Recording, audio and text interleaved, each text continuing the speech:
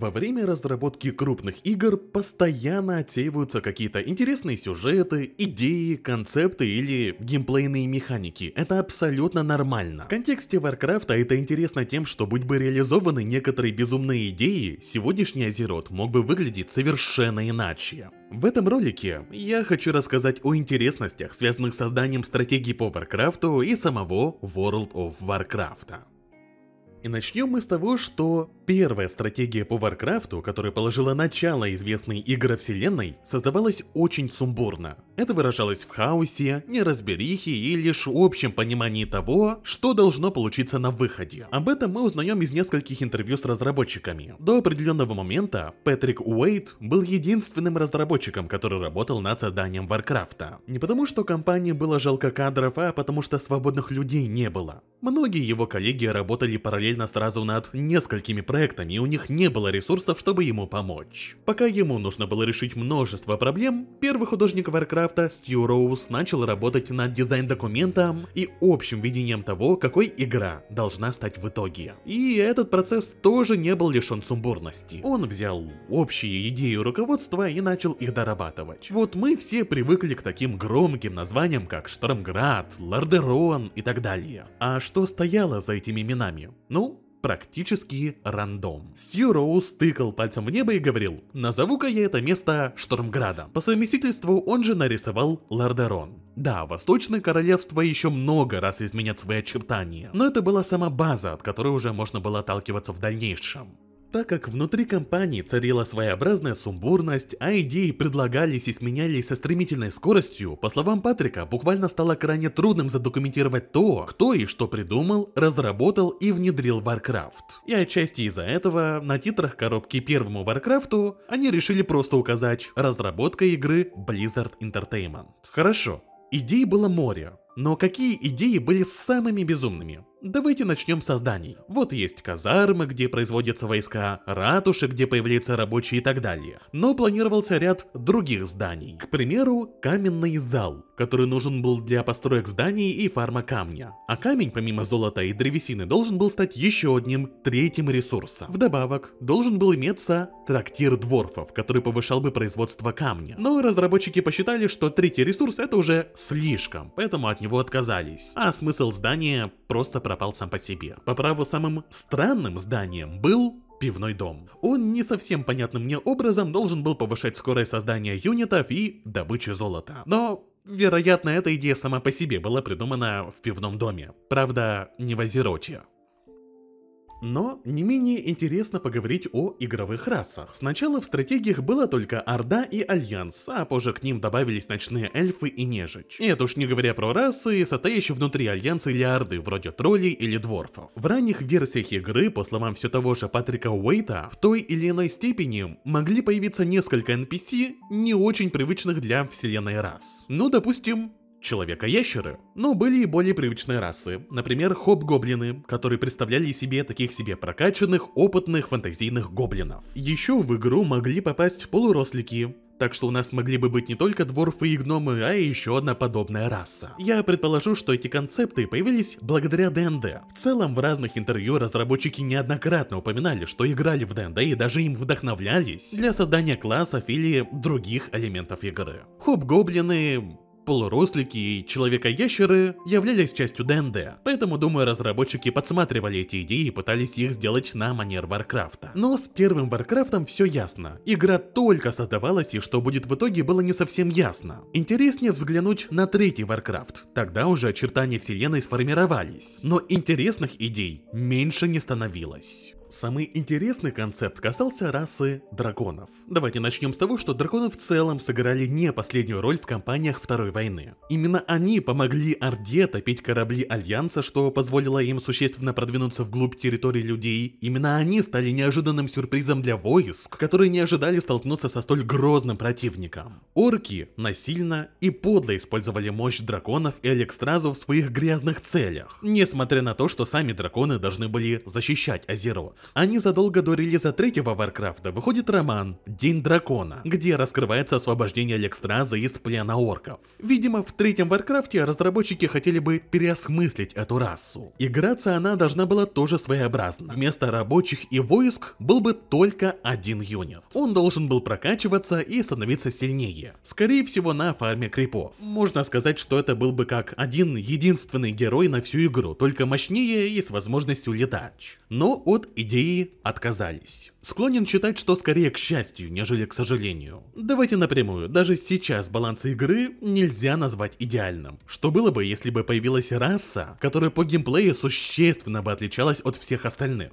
Я думаю, был бы кошмар. Плюс, скорее всего, появилось бы много чизовых стратегий с рашем баз обычных рас. Да и наземные юниты против драконов бы просто потеряли бы смысл. В общем, идея интересная, но точно не для соревновательных сражений. Отчасти от нее отказались из-за причин баланса, отчасти из-за того, что этот концепт был очень далек от геймплея, который строился вокруг добычи золота и древесины. А вот то, что могло бы лучше подойти для соревновательных сражений, это отдельные расы для дворфов и эльфов. Собственно, дворфы еще до вступления в Альянс были вполне себе самодостаточной расой, где и стрелки были, и наездники на грифонах имелись, и техники тоже было достаточно. А про эльфов я даже не заикаюсь. У них сюжетная была напряженность в отношениях с Альянсом после Второй войны, когда те обвинили королевство людей в том, что из-за них орки разрушили их столицу. А в третьем Варкрафте уже люди считали их второсортной расой, которую можно легко пожертвовать или выдать какой-то самоубийственный приказ. Обе расы рассматривались как потенциально отдельные фракции, однако обе решили просто интегрировать в Альянс. Подобные идеи витали вокруг троллей и даже тауренов, но все эти концепты, судя по всему, долго не прожили и были выкинуты на ранних этапах создания игры. А вот идея, которая была в головах разработчиков еще в 90-е, но была реализована лишь очень много лет спустя, касалась героев. Сейчас все отлично знают, что герои в третьем Варкрафте чуть ли не основа армии. Но появилась идея создать героев еще в первой стратегии по Варкрафту. Тут нам вновь стоит обратиться к блогу Патрика Уэйта. Он описывал, что у них были идеи создать аватары игроков, которые могли бы становиться сильнее от того, как часто они участвовали в битвах в миссиях. Если они активно сражаются, то быстро становятся сильнее, и наоборот. Их можно было бы переносить в последующие миссии. Но у разработчиков возникли проблемы с тем, чтобы все это дело балансировать. По словам Патрика, это могло бы одновременно разочаровать и сильных, и старых игроков.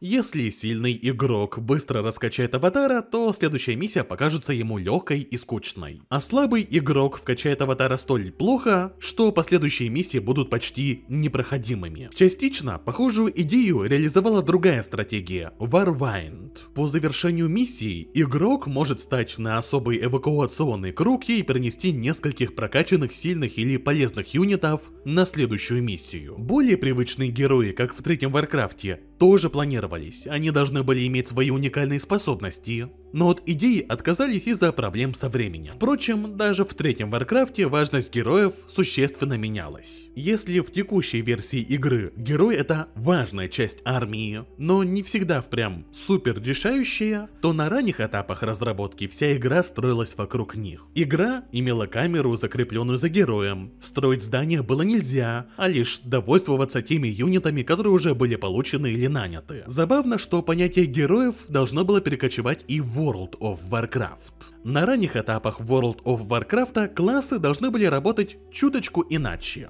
Нет, начинали игроки как обычно. Воины, маги, паладины и так далее качаются до 40-го уровня, и наступает ключевой момент. Игроки могли начать дальше углубляться в определенной специализации класса со своими особенностями. Причем специализации зависели от расы. Ну, для примерного понимания того, что могло бы получиться в итоге, можно взглянуть на Lineage 2, где есть разные профессии. Ты начинаешь за один класс, допустим мага, но по ходу прокачки можешь эволюционировать в совершенно другое ответвление с миллиардом своих способностей, нюансов и прочего. Допустим, в некроманта, архимага или подобие приста. Система из Варкрафта должна была в общих чертах быть похожей. К сожалению, мы мало знаем о том, какие классы и расы должны были эволюционировать в другие классы. Из крупиц информации воины ночные эльфы должны были становиться охотниками на демонов, воины-дворфы в горных королей, а воины-андеды в рыцарей смерти. Правда, не таких, как в гневе короля Лича. Героические классы были во многом вдохновлены классами или типами юнитов третьего Варкрафта, вроде стражей эльфов или стрелков Альянса. Один фанат под ником Undead Murky пару лет назад составил примерную таблицу, как все это бы могло выглядеть. Тут собраны отчасти те крупицы, которые упоминали разработчики, а также небольшое вкрапление собственных догадок. Чисто на бумаге идея казалась классной. Каждая раса имела чуть ли бы не свою уникальную специализацию, со своими способностями, особенностями, геймплейными фичами. Но вот на практике возникли проблемы. Много проблем. Система была прожорливой и вытягивала много ресурсов у разработчиков. Вместо этого Blizzard сосредоточилась на древе талантов, которое было вполне себе хорошей альтернативой этой системе героев.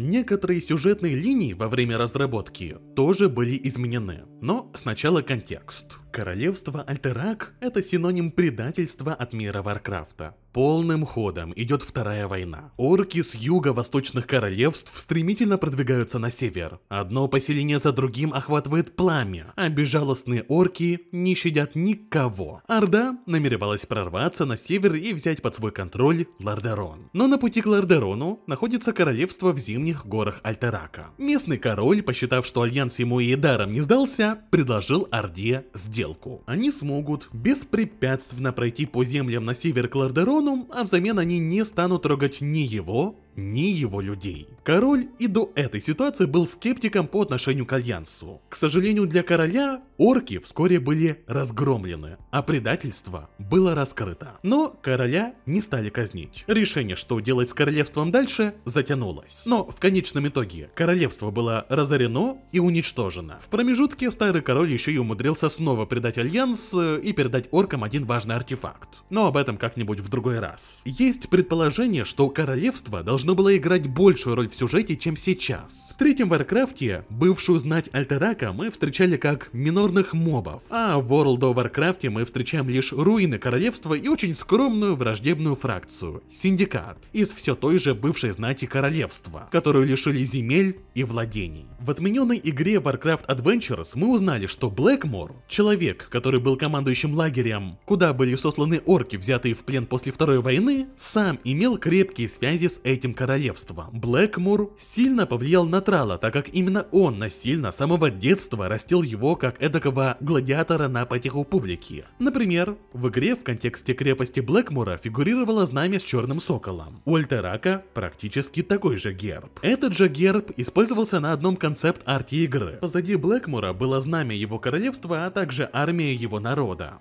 Это вписывалось в образ алчного предателя с проблемной родословной. Еще можно было найти записку, где говорилось о том, что земли Альтерака распродаются. Но в дальнейшем принадлежность Блэкмора решили изменить. Уже в книге «Восхождение короля Лича» говорилось, что Блэкмор был из Лордерона, а сюжетная линия с Альтераком была забыта. Но после того, как сама игра Warcraft Adventures была отменена, это уже не играло особо большой роли. К сожалению, даже в World of Warcraft наследие королевства было практически забыто. Мы с самой ванилы практически не получали никакой новой информации ни о Синдикате, хотя, по моему мнению, был задел на интересную историю, ни о том, что случилось с наследниками королевства. Даже как умер король, нам толком не ясно. Он просто умер в какой-то момент по неизвестным причинам. И все. Один сын короля возглавил Синдикат, объявил себя самопровозглашенным лидером земель Альтерака и был убит игроками ванили. С ним все понятно. Помимо него, у короля были еще дети, которые даже не имеют имени, и мы о них вообще ничего не знаем. Также у короля был племянник Изиден Перенольд. Мы знаем, что он бежал в Гилнес, где хотел получить убежище и поддержку от местного короля. И вроде как его действительно поддержал Ген Сидагриф. Но о том, что с ним случилось, абсолютно неизвестно. Жив он или нет – загадка. Катаклизм, где открылся сам Гилнес, упоминаний о наследнике на трон Альтерака не имел. Надеюсь, в будущем разработчики смогут раскрыть эту сюжетную линию, которая вызывает вопросы со времен стратегии по Варкрафту. Ну что же, по сути, на этом все. Благодарю вас за просмотр. Удачи!